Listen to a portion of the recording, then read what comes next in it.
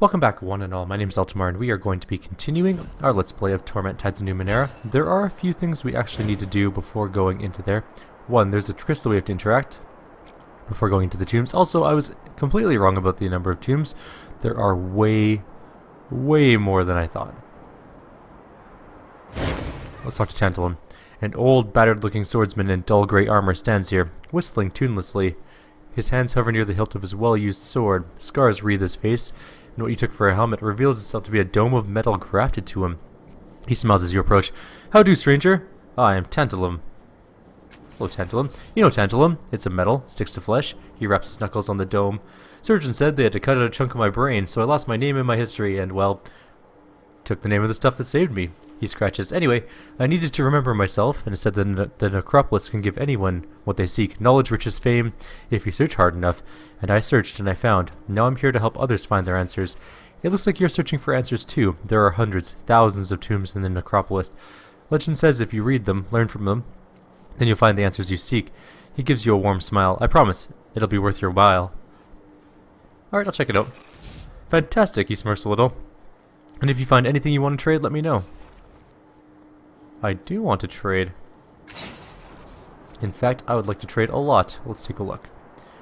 He's got a Verid, which is a pretty decent melee weapon.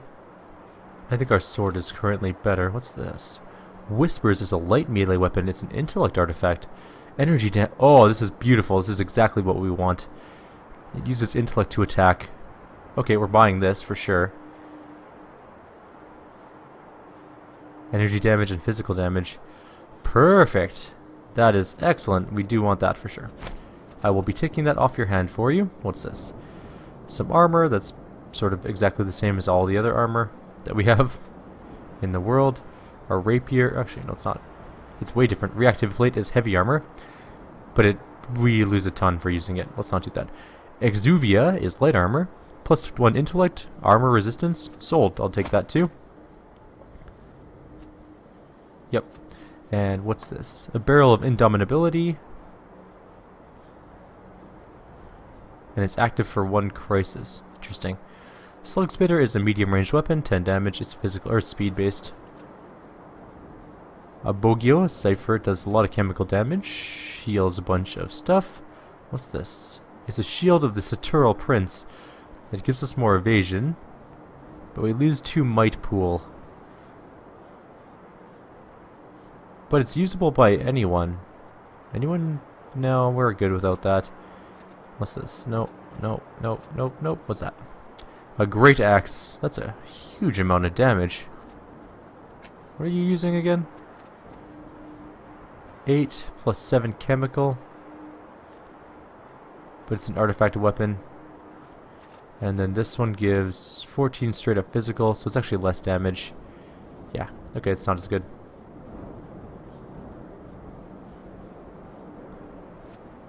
Alright, so let's just sell some stuff then. We can get rid of the mace, we can get rid of the gun, we can get rid of... Well, I mean, we could get rid of that, but... We're going to give that to somebody. We're going to give that to, Metkina. Let's get rid of this oddity.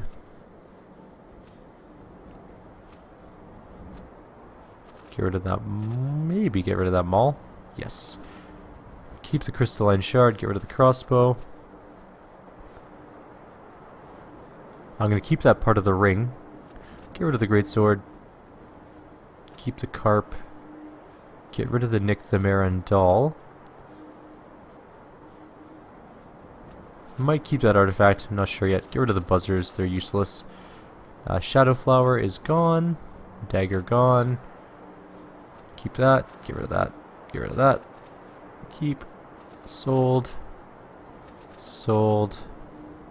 Keep that for sure, and keep that armor for sure. Okay. Now let's take a look here. So we have a brand new weapon called Whispers. It's a little dagger, but it doesn't do as much normal straight up damage, but it is that looks awful. That is possibly the worst looking armor I've ever seen. But okay. You know what? I guess it'll have to do. But sweet Jesus, it is terrible looking. I look atrociously bad. Alright, I look like a Power Ranger, actually. If I hit this thing... The floating darkness before you looks like the dying minim you saw earlier, only this one is even more closed. It is furled tight like a black unblossomed rose, as if looking for something to bring it to life. You have a sudden gag reflex. Something lurches in your chest. Something inside your body is reacting to the minim, trying to get out. Let's expel whatever it is. As soon as you open your mouth, a slick black cloud surges out, emptying your lungs of air almost completely. It's the black flecks from the dying minim, but they changed somehow inside of your body. The cloud floats towards the minim. Where it touches, the minim becomes more diffuse, less a clot and more a cloud, expanding, unfurling until its dark center is revealed, and within that center, a pulsing red light and welcoming warmth that carries with it the echoes of sounds you are not hearing around you. I'm starting to figure this weird place out. Yet the black sludge continues to spew from your lungs, and you're unable to control it, retching out more and more until finally, when it feels as if you're going to pass out, the last slips past your tongue. You feel weaker, but at least it's out of your body now. Cool, that'll lead us back to the beginning, I'm guessing. And Rin gained a level, so that's nice too. I'm going to take this Hodden and whatever chains they have. This is the crystal we need to talk to first. I was looking up codes. We have all, actually we found most of them. There's one we didn't have yet, but the rest of them we already had. So there's a couple that we don't want to press right away, and there's a couple we do want to press right away. We're going to press the ones we do want to press right away. The last one is the first cast-off tomb is the last one we want to go to. So that is the one we are going to save for last. There are a ton of random tombs. Most of them are empty. But we do have to go into a certain amount of them and look through them because there are events linked to how many you search. So we'll be doing that as well. A huge crystal floats in front of you, seemingly unaffected by the wind that washes through the valley. Within, red and blue patterns lazily cycle and twist. The crystal hums softly, almost invitingly. It has been infused with tidal energy. Its colors are emblematic, and you can feel the tendrils of force that coil from it, stretching towards some distant, unknown destination.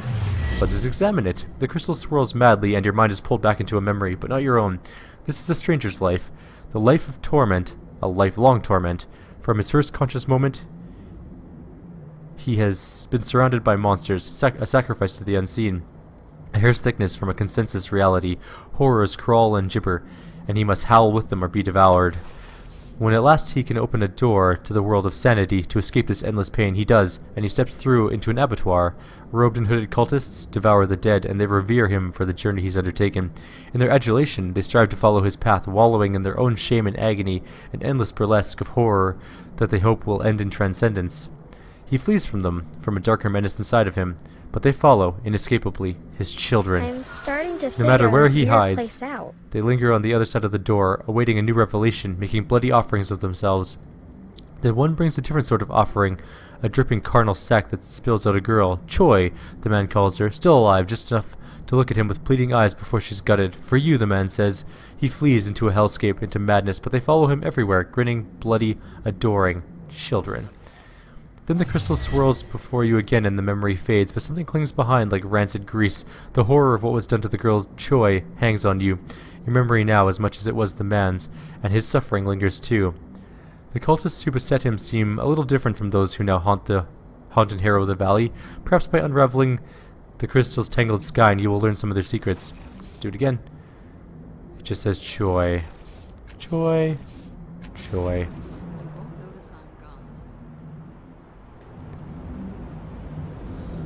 Okay, let's talk to Tantalum again. There's a couple more things we want to ask him, and then we're gonna head in. Hey friend, have you been seeking the secrets of the valley? Haven't read any tombs yet. I remember when I was just starting out too. Bright-eyed hopeful, you have a lot to look forward to. I'm looking for a specific tomb. Friend, I don't really keep track of most of the tombs, and like I may have said before, my memory isn't what it used to be, but let me guarantee this, you explore these tombs, you're bound to find what you need. Based on the bodies, I'm guessing the cultists don't bother you much. He nudges to the corpses at his feet. They tried a couple times. Once they even came to my tent at night and tried to cut my throat with my own blades, idiots. My knives are made of tantalum and stick to my flesh, and the cultists woke me. If they'd used the tools they'd brought, like normal murderers would, instead of being impressed by mine, I'd be dead now. As you can see, I'm not, and the situation's markedly different for them too. Why are you just standing around here? Waiting for any passerby that are seeking truth like I was. I found my answer. I consider it my duty to help others find theirs. Alright, let's go. We're going in.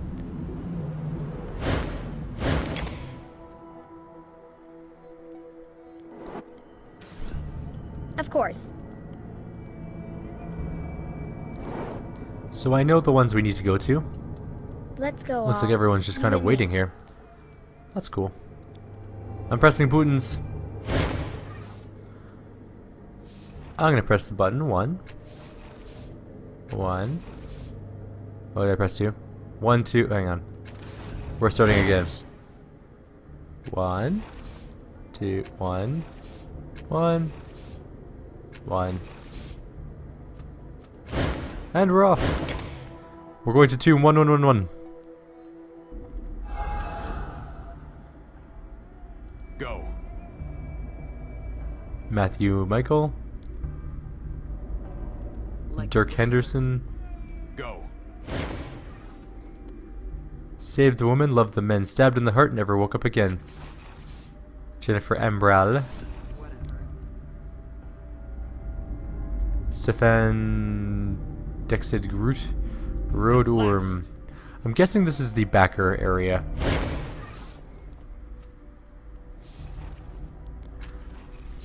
One,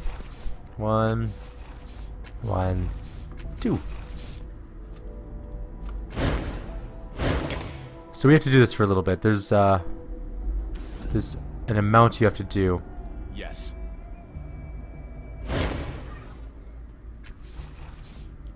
Mia, Aaron.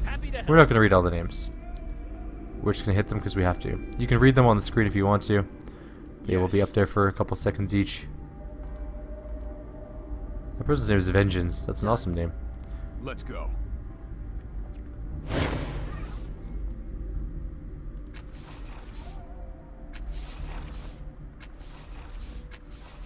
One, 1, 1, 3.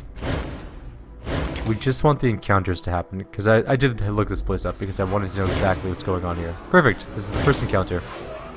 The arcane humanoid shimmers and displaces across multiple versions of itself in a blink. So quick is the motion that you almost doubt your senses. The black-clad being makes slow, deliberate movements, his eyes like dull gray jewels set into an expressionless face. You sense malevolence caged, its voice is deep and rich. I'm Silver. You are a fellow seeker, yes? Tantalum has sent me to learn the secrets of the valley. I can smell the desire on your skin, but not the success. I have explored many of them and learned many things. Tantalum has said I will find secrets here. He is correct. Keep up the search and your desires will see reward. What have you found in the tombs? His strange face shifts through a variety of shapes. Truths of the old worlds reveal themselves to me. Secrets of time and reality. The shifting of particles smaller than perception allows. Undergird all, but they are not part of my truth. So you believe Tantalum? Certainly. All of humanity's wisdom, and even much that is not of humanity, lies buried in this necropolis. It is only a matter of time and effort before one finds answers. What are you? I am an acolyte, a seeker of knowledge, a devourer of artifacts, a stumbler on the path of truth. His eyes shine. An answer for the unanswerable. Okay, bye. So that's the first encounter with Silver. Let's go. We need to touch a certain amount of tombs, which actually means we have to poke certain amounts of tombs. Fine. Luckily there's 5 or 6 per alcove, so it doesn't take as long as it should.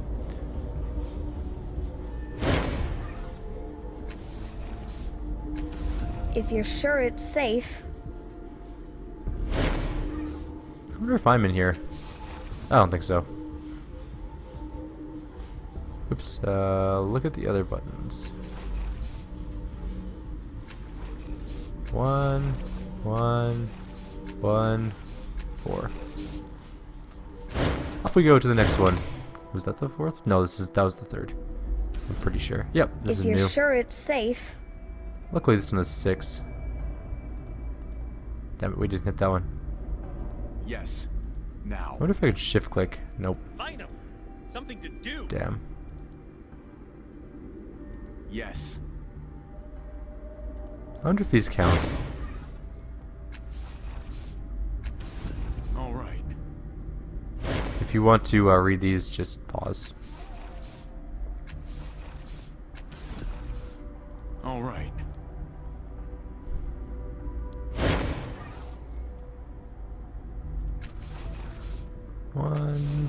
One, 1, 5.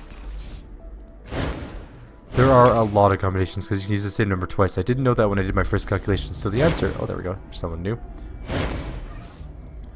All you can tell about this man is that he is clothed in red robes, with a pipe in one hand and a staff in the other. Is he a weary traveler, a seeker of relics? Perhaps the pipe and staff are heirlooms from his ancestry.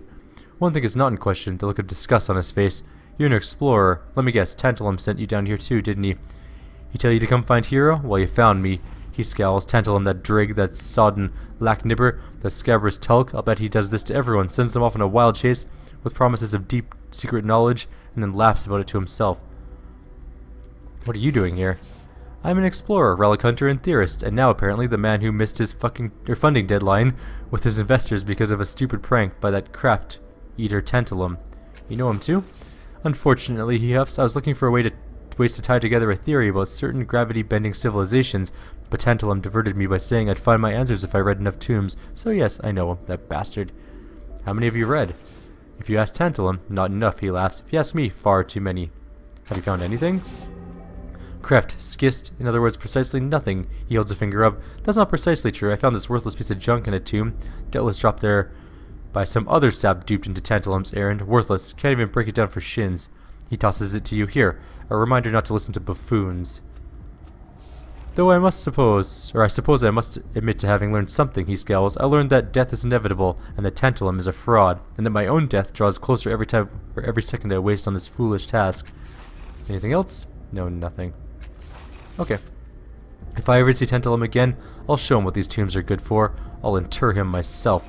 You know what? I'm going to go find him right now. He strides away and realizes you have spoken to him and stops. My apologies, you're not to blame. Farewell yourself. And then he sweeps from the room. I'll show that cringing halfwit. It's a usable item, but we're going to do that in 2 seconds. I will be right back. And I am back. Sorry about that. All right. Just a phone call I had to take.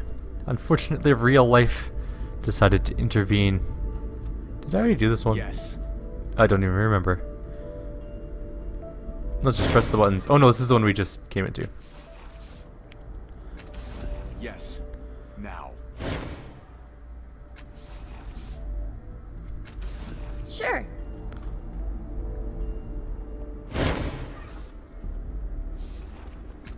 Now, is this 1115 or 11? I think that was 1115. Shoot.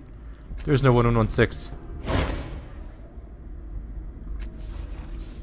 2 1 1 1. Next one. I don't want to accidentally do the wrong ones here. Okay. There's Silver again. Again, you meet the strange humanoid calling itself Silver. It seems different though, upset. More tombs, more Tantalum, more searching. Frustration boils under its calm tones. Must search, must know. He turns methodically and bangs its head into the wall of the tomb. Must. You alright, Silver? Silver, a seeker, a curse, a question seeking an answer, driven to find it. What are you talking about? A man torn in time and knowledge. A man? Yes, no, not a construct, not a shell, a mind in a shell. Did Tantalum do something to you? No, Tantalum, he is the sender, the giver, the mortal who knows secrets. He sends quests. Silver seems disoriented, jerking about as if somebody is controlling his movements. Are you saying you're under a curse? Trouble, air, dust, knowledge, despair. Silver jerks and twitches. Epiphanies do not reveal themselves. No, moments of inspiration. A single oily droplet oozes from his forehead, but I must continue. Silver holds up his tongue. No, stop, questions too much. Compulsion rises, must find new tomb. He clutches his hands to his head, trapped in numbers, trapped in prime form, rolling through differentials, imaginary in substance, must find tomb. He stops and draws himself together. His voice has changed, becoming flat and emotionless. I must go. How can I help? I do not require aid. Silver pushes you away and marches away.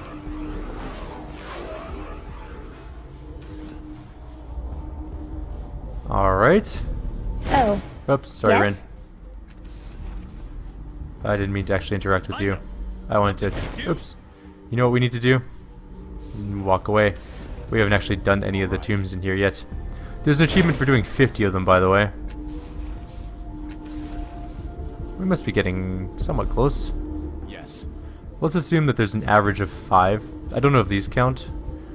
Let's assume there's an average of 5 All right. per zone. And we actually have done this wrong. We've done 111.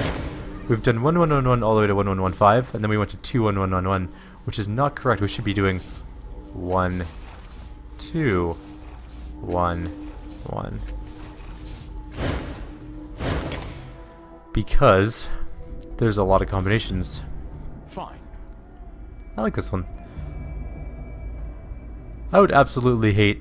Actually, you know what? This one wouldn't be too hard to do, these rooms. But I would hate to be the one to have to do them. Could you imagine how long this would take? Let's do a little bit of maths in a second here. Yes. There are 5 buttons. Now.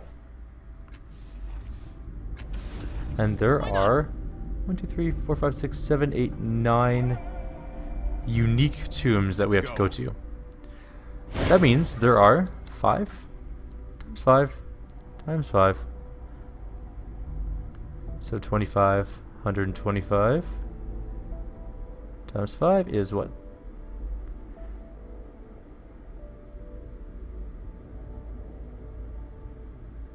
$700 and something? 725? 700, yeah, something like that. You know what? We have a calculator. 5 to the power of 5. 5 times 5.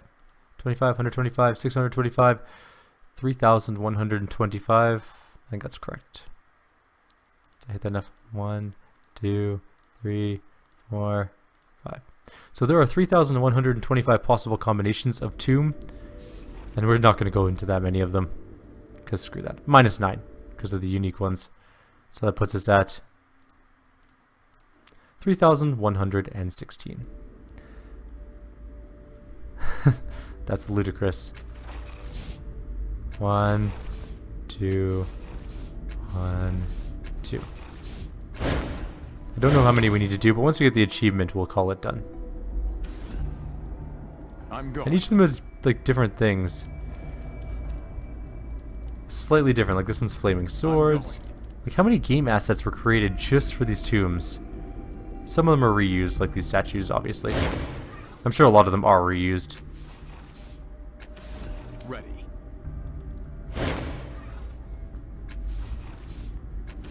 I just want my achievement, damn it. And then we'll go to the unique tombs. 1, 2... Wait, which one are we in? 1, 3? It doesn't really matter, actually. We could just hit random tomb and hope for the best, but... Go.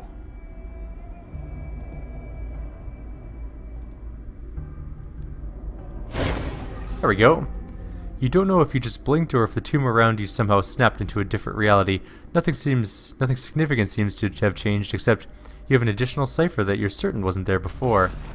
Trust and honesty are our bonds. And there we go, we got a new one. It's called the Phylactery. Summons a humanoid husk to fight by your side. Alright, we're gonna go to some of the unique ones now because we are done exploring the random ones. Okay, so the first one that we're gonna go to is the Najma one we had from earlier. So it's number 4. 1, 3, 5. This one is one of the unique tombs that we were supposed to go to. It's the arcane humanoid Silver. He's not as erratic as he was when you saw him last, but his eyes carry an intense look. He stretches a hand out towards you. They are trembling. You carry the phylactery. I see it under your clothing. I sense it in the air around you. Let me touch it. I beseech you. Let me. What will you give me if I do? His hands tremble even more. I found knowledge. I have learned wisdom. I will share it with you. No, I will give it to you. Go for I'm it. I don't care. starting to figure this He yanks it group from your hand and themselves. turns it over and over. Yes, the husk will serve. Only a few adjustments are needed. He fiddles with the phylactery too quickly for you to follow what he has done. There. That should give it form so long as it retains a consciousness. Now.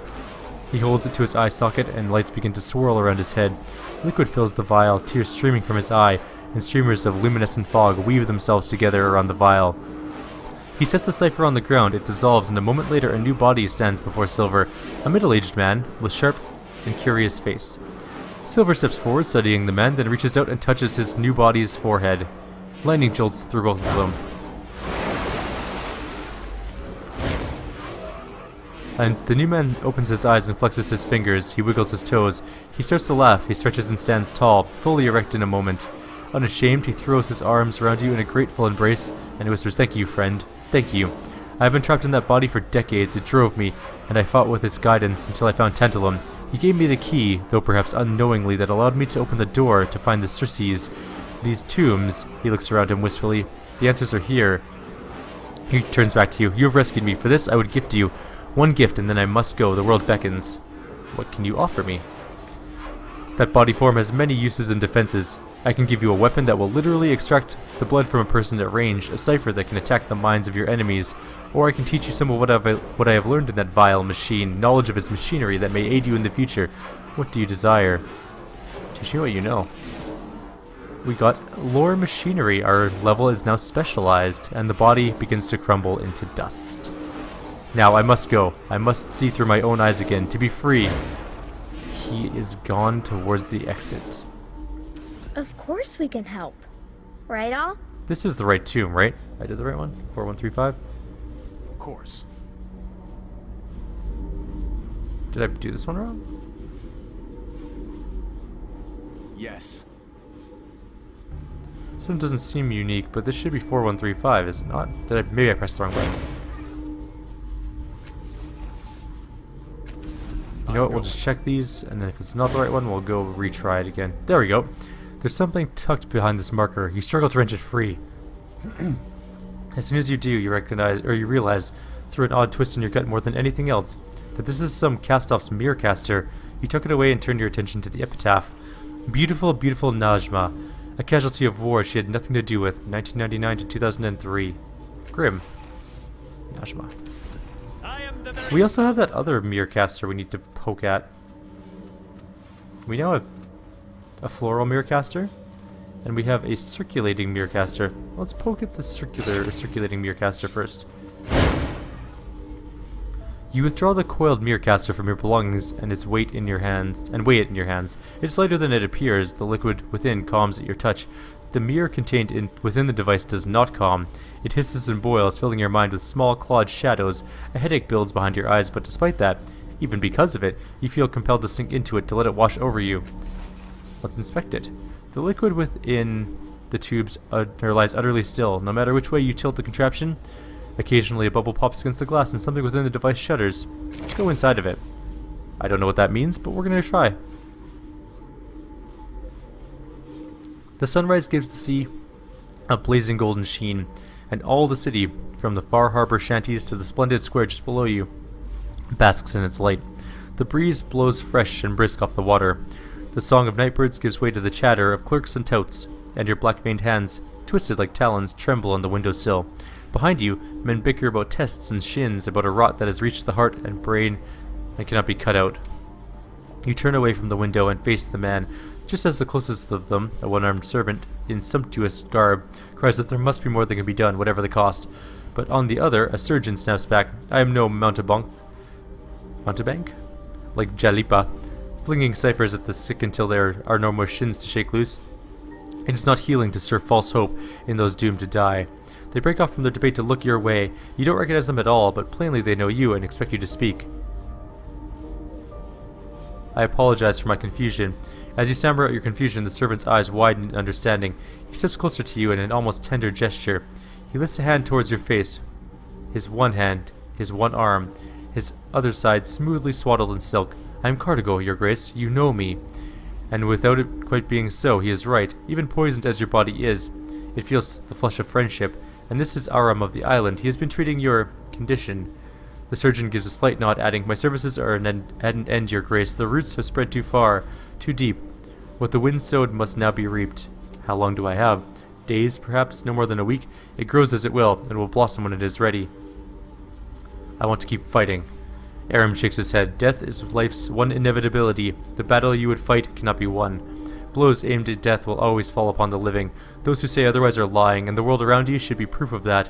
He slices the air with his hand in a swift, hard gesture. Medicine is truth applied to suffering. That is why Jalipa is no doctor. Your servant takes a half step, as if to place himself between you and the surgeon, and says, Whatever you choose, your grace, I will be beside you. Tell me about Jalipa. You'll get no good from her, Aram spits, unless you long to be gulled. The surgeon smirks at Cardogo as he says the last bit. Your servant nods. She trades in false words, not cures. Aram gestures proudly at the ciphers, trophies, and treasures that adorn the walls. Your life was full, but the hourglass is empty. Now you must rest for a while, and then forever. The deep ache in your skull and spine, the ragged weakness of each breath, and your body's other voices cry their confirmation of the doctor's words. Then there are preparations to make. The surgeon bows, plainly pleased that you have heard his words, then takes his leave. Cardogo watches him go and then turns your way. There is work to be done, your grace, but you must rest. I will have the kitchen prepare your broth, and I will let your family know. He lingers a moment longer without saying why. What he wanted or awaited goes unspoken. As he departs, a tremendous weariness overtakes you. Beyond the window, the sun has risen, and the sea is restored to an old grey, waves crashing on a sullied shore.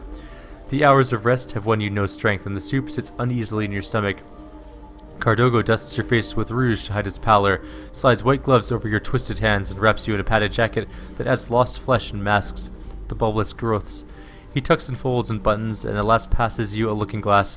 In your trembling grasp it shows nothing more or less than rotten sickness. You look like a corpse prepared for funeral display. Cardogo has hidden nothing. He has merely framed your condition as a euphemism that others can bear. They are waiting, he says, and guides your chair forward. Your eyes flick across the drawing room, alighting on the vast map covering the far wall. The shining oddment of crystal and azure steel whirling in a corner. The shelves of ancient tomes, the writhing fire caged in the hearth. Then there are men and women, young and old, all gazing expectantly.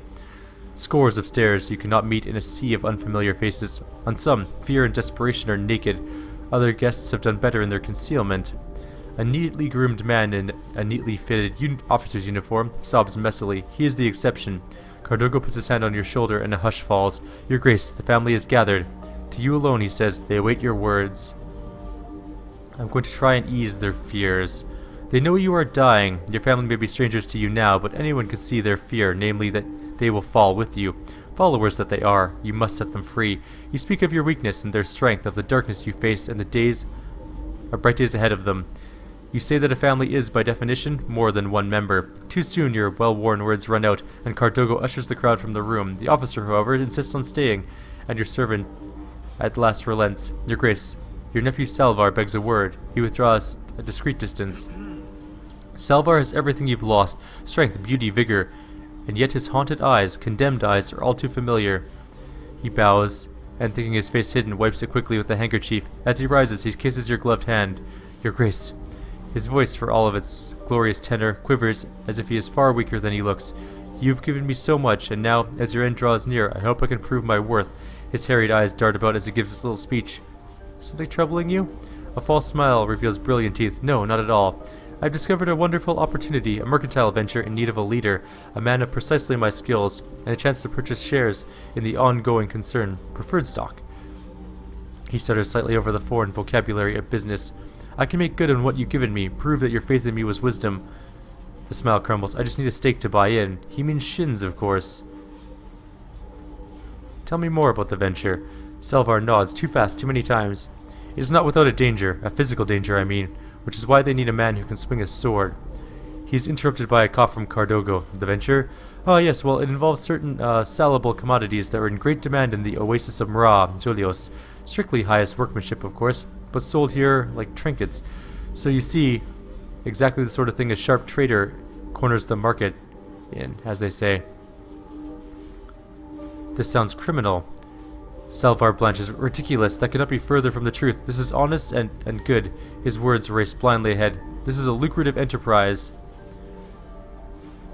Your servant sighs audibly, the dull ache behind your eyes, the claws in your spine, your nephew's absurd deception, all of it drags you downwards. Why are you doing this? Salvar takes a step back, his eyes watering. I want to prove that everything you did for me, the schooling, the sport, my commission, these clothes, prove that it wasn't a waste. All my life I've had to pretend I deserved your love, your gifts, always knowing I didn't, always hearing others laughing behind their hands. He takes a ragged breath. Now I can prove you were right, prove I was worth it, prove to myself. From the corner of your eye, you can see Cardogo shaking his head. Your nephew holds your withered hand with his long, graceful fingers. Please, I just need help one last time. Apologetically, unthinkingly, he adds, It needn't be this evening. There is time. I will consider it. Of course, he says, nodding. The fear seems to fade a bit from your nephew's face. I promise I will make you proud. Cardogo leads him from the room. When your servant returns, he shakes his head. You have showered that boy in shins, your grace, and shared a greater wealth and wisdom to no avail. A person can always be changed. Cardogo flinches at your words, and the scorn falls from his face. After a moment's humble silence, he eases your chair back towards your suite. It has been a long day, your grace. You should rest. A soporific and Anodyne mist brought by Cardogo dulls the daggers that stab your nerves, and soon sweet oblivion settles over you. You awaken in the dark night with the certainty that you are not alone. Your uneven heartbeat races, and your rot-riddled eyes strive to find the intruder. Who's there, you hissed? A shadow sits at the foot of your bed, illuminated by the false fire glow of a cipher around her wrist. As your eyes adjust, her face becomes faintly visible. You recognize her from the gathering. She was at the back of the drawing room, and she left before everybody else. Casa, she answers, identifying herself, though by now she knows you've seen her. Or have you forgotten me entirely?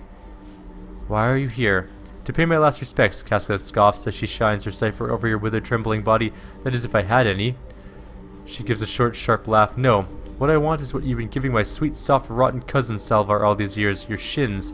Why? In the twilight she gives a short, flat reply. Because I've suffered. My shins will make you soft like Salvar. Better to grow stronger by earning them yourself. Right, I should climb Sagitt's cliffs hand over hand until at last bloody-fingered and bruised I reach the top, and proudly look over the wide ocean while sunrise turns it to gold. She says the last in a sneering imitation of your voice. That's it, right? That's how you earn it? She draws closer. Well, I've been climbing all my life and I've got the bruises. She shines the cipher on her face, where a fresh livid blotch spreads across her sharp features, and yet here I am, still in the god's damned underbelly, low enough to smell the kiss bobbing on the waves. So don't tell me what makes me stronger. I don't want stronger. I am stronger. I want this, she says, ripping her blanket off you. I want my own bed in my own house, and never have to share it. I want shins enough to drown my past, to murder my past, and a whole armor of shins, the kind of armor that lets you be soft. She leans closer still, but no. Your money was for bold, beautiful Salvar.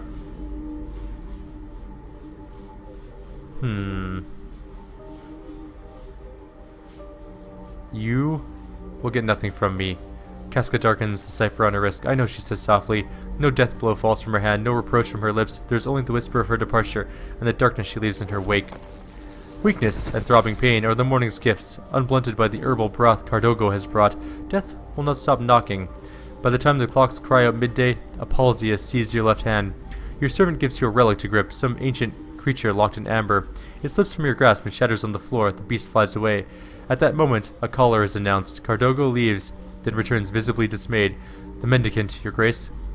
Without awaiting an invitation, your visitor enters. A tall man, stiff and slender as a poker, finely dressed and bangled with ciphers. He glows with the confidence as he gives a half bow. Your grace. At a curt nod from the mendicant, Cardogo steps out. Your guest then sits beside you and takes your hand. I have heard, he smiles softly. Naturally not from Cardogo, but your family cannot help but share their panic with the city. His eyes glisten with fathomless compassion, or at least a fine simulacrum of it. The hour against which you have prepared for so long has come round at last, and they, who surely know the day would come, are as unready as house pets. They have leaned on you greatly, but then so have I, and so have our children. He gestures to the leather portmanteau he has set at his feet. But I am here to bring your plans to completion. What do you want? The mendicant eyes you carefully, then gently nods. I know that a cloud has fallen on your mind. It would give me a great joy to lift it. For many years your generosity has given new hope to the dispossessed and neglected children of the city. A long lifetime's worth of wealth has transformed what my hospice can provide. The lands alone, your old hunting preserves, and the mouths they now feed, the wrecking field at Crifton, and the honest labor of gleaning its Numenera, the campus of the hospice itself, and all the lost souls it houses. As you instructed, no one knows of these gifts but us two and your solicitor. He smiles. And now I seek to drink the last dregs of your estate.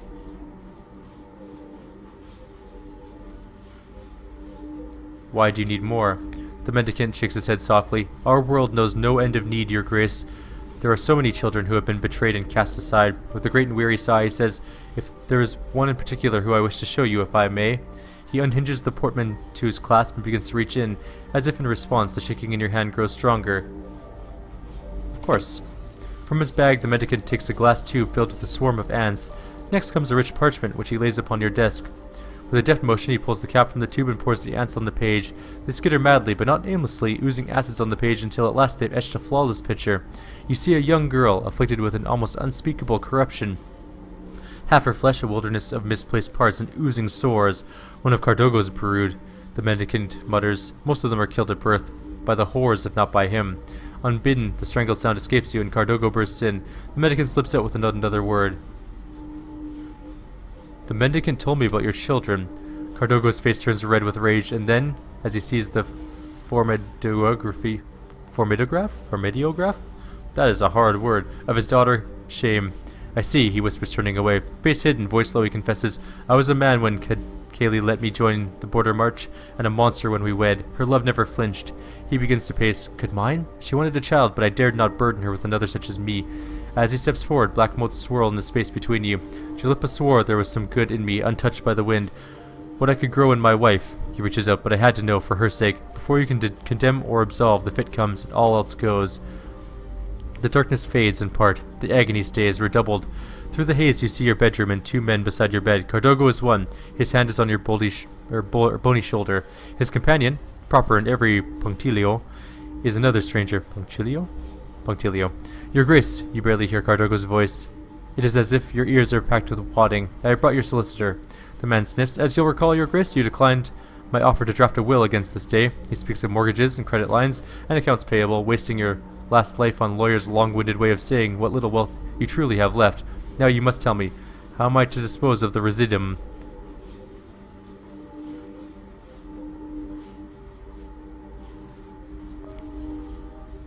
Bestow it upon the mendicant's hospice as you have done with the rest. You barely whisper the words, but as the final darkness creeps across your vision, you see from your servant's disgusted face and the solicitor's nod that you were heard. Your life's last short span stretches almost infinitely, and in it you see the hospice and the many children in its care, not all thriving. It would be impossible to hope for so much, but all bettered by your bequest. Then the image fades and the darkness turns to golden waves lapping on the shore, and your long days are finally done. That was really long, and we are way over time now. So we're going to end the video here. That was pretty cool. Like always, if you have any suggestions or comments, please leave them below. Otherwise, I'll see you guys next time. We will be continuing on through this tomb-filled area into the other unique tombs. See you guys later.